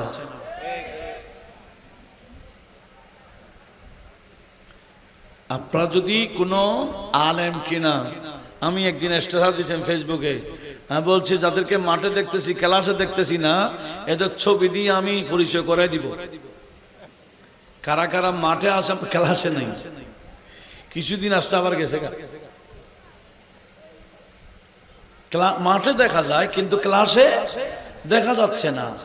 আলহামদুলিল্লাহ, আমি নিজেরটা বলি, আমরা কখনো ক্লাস ফাঁকি দিই নাই। ফার্স্ট টু লাস্ট ঘন্টা এমনকি তাখাসসুস বুখারী ফার্স্ট ও লাস্ট খুসুসি ঘন্টাতেও বসতাম, আবার ওদিকে মাহফিলও যাইতাম। আমি তখন ওয়াজের মাহফিলে ছিলাম না, অন্য মাহফিলে ছিলাম। ওয়াজের মাহফিলে আমি শুরু করেছি বুখারী শরীফ ফার্স্ট ও লাস্ট ক্লাসে খতম দেওয়ার পর, এর আগে নয়। এখন তো ওয়াজ করার জন্য আলেম পাশও লাগে না।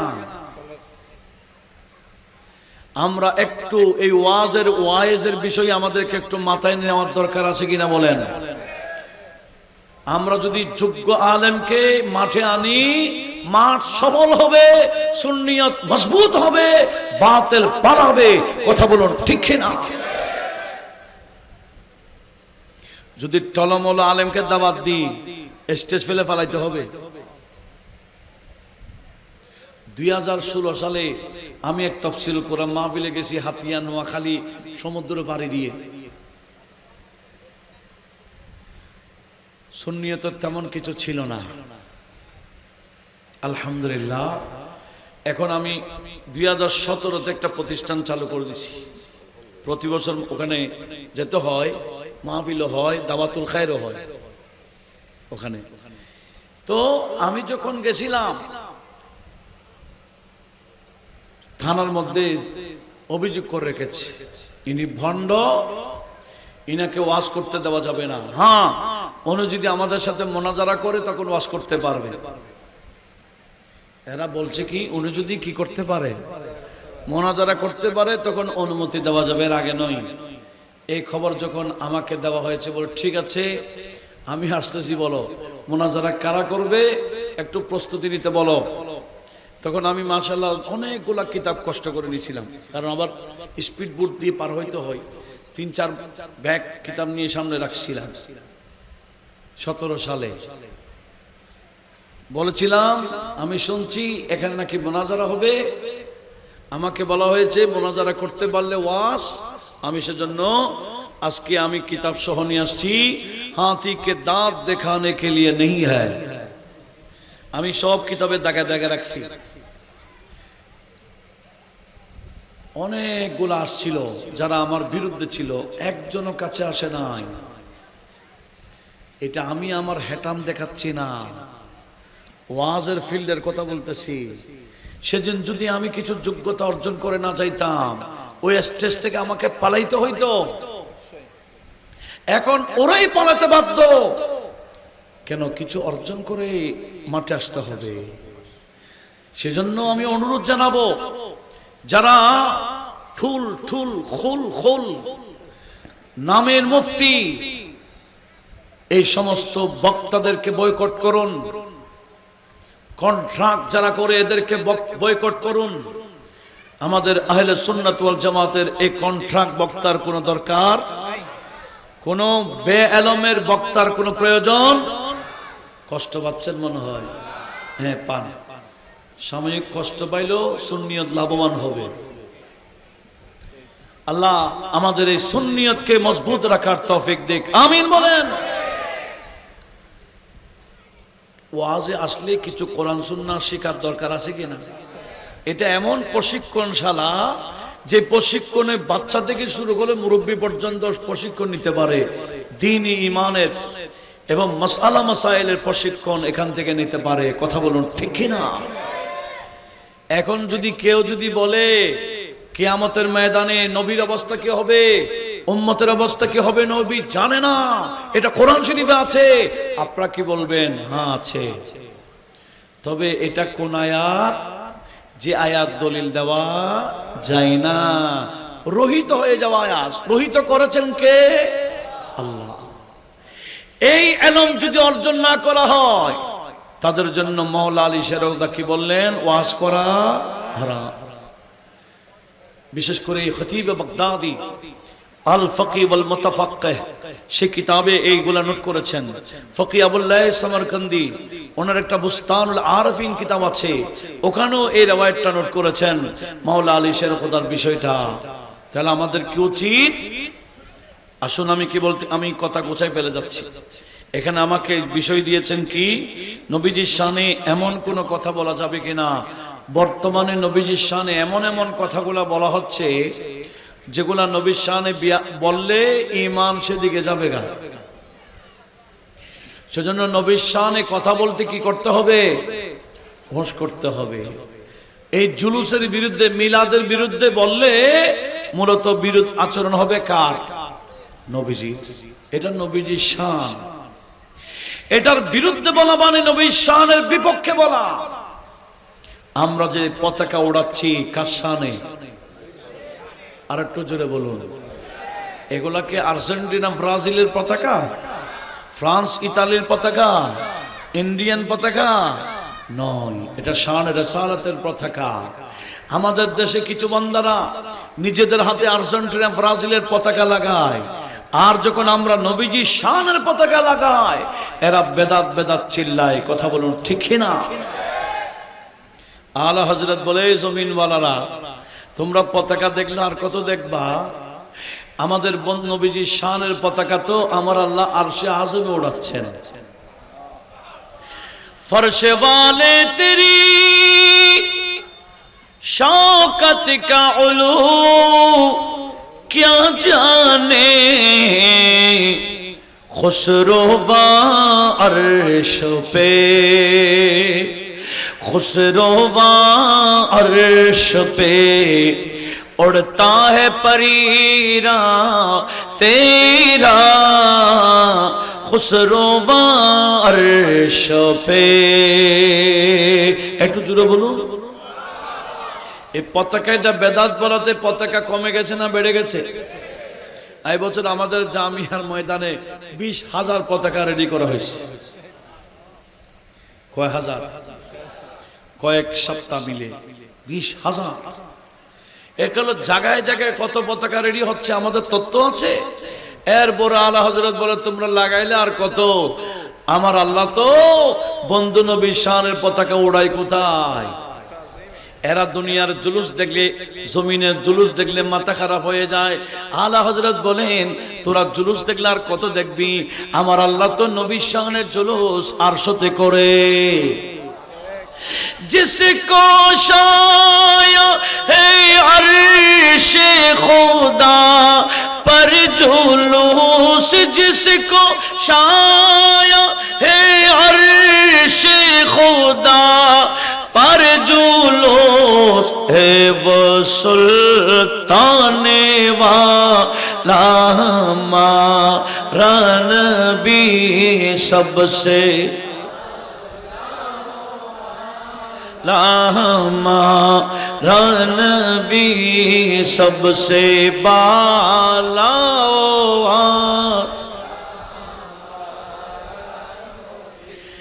আল্লাহ নবীর মিলাদ করাইছেন কেন? আমরা যাতে নবীজির পিছে পিছে চলে। কোথায় যায়? বলে না, বলে না, আর একটু জোরে বলুন। ইবলিশের পিছে চললে কোথায় যাবে? ইবলিশ আছে না মারা গেছে? এই এলাকা তো নাই। ইবলিশ আছে? ইবলিশ মাহফিলে থাকে, ইবলিশ মসজিদে থাকে, ইবলিশ ভালো কাজে থাকে, খারাপ কাজে ইবলিশ নাই। বলে এটা তো আমার কাজ করেই, এটা তো আমার কাজই করে, আমি ওখানে যাবো কেন? ইবলিশ কোথায় আছে? আল্লাহর কোরআন কি বলতেছেন? ইবলিশ আল্লাহকে বলে, ও আল্লাহ এই আদমের কারণে আমাকে লানত দিয়েছো, এই আদমের সন্তানকে আমি পাইছি, তুমি আল্লাহ পর্যন্ত যাওয়ার যে রোড আছে সিরাতে মুস্তাকিম, লা আকউদান্না লাহুম সিরাতাকাল মুস্তাকিম, আমি ইবলিশ সিরাতে মুস্তাকিমে বসে থাকবো। ওই রোডে তোমার বান্দা আমি, তুমি আল্লাহ পর্যন্ত যাইতে চাইলে আমি ধরে ধরে আমার রোড নিয়ে যাব। কে বলতেছে? আর একটু জোরে বলুন। আল্লাহ বলে হ্যাঁ তুই পারবি, তবে সবাইকে না। সবাইকে?